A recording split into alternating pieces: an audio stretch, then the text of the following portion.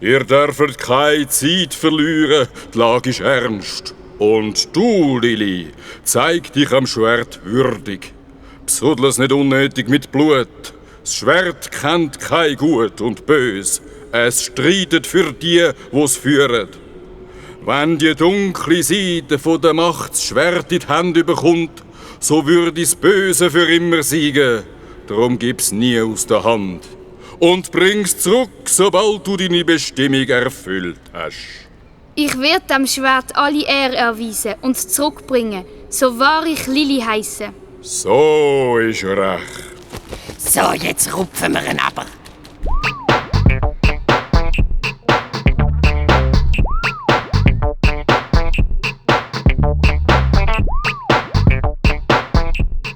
Der Abstieg geht viel schneller und schon wenig später ist Lili im gestreckten Galopp zurück zur Burg unterwegs.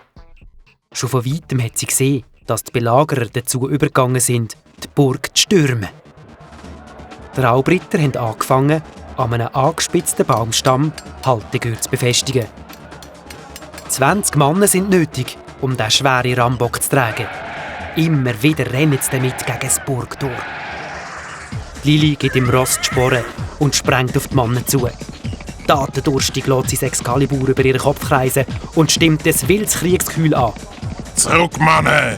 Ich, der schwarze Ritter, befiehlt euch, der Kämpfer auf dem Pferd gehört mir. Komm nur! Aber bevor er mit seiner Hellebarde ausholen kann, ist Lili schon an ihm vorbei. Sie hat den Rambock ins Auge gefasst.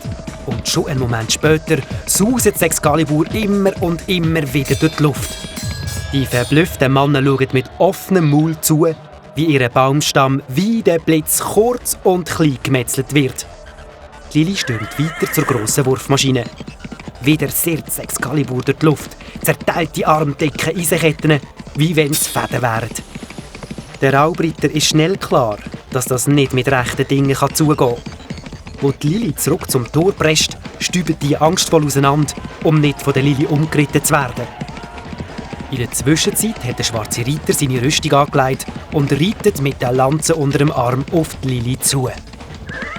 Die Lili springt ab dem Ross und hechtet auf die Seite. Die Zuschauer johlen und klatschen. Aber aus dem Beifall hört sie im Merlin seine Stimme. Du musst dem Excalibur vertrauen. Zweifle nicht an ihm. Vertrau am magischen Schwert. Die Lili schnauft tief durch und streicht über die Klinge. Sie streckt es hoch in die Luft und ruft: Excalibur, du wirst es schon richten. Pass auf! In vollem Galopp kommt der schwarze Reiter anstürmen und schwingt dabei den Morgenstern. Ich schlage den Schädel ein! Lili bleibt ruhig stehen und lässt den Angreifer nicht aus den Augen.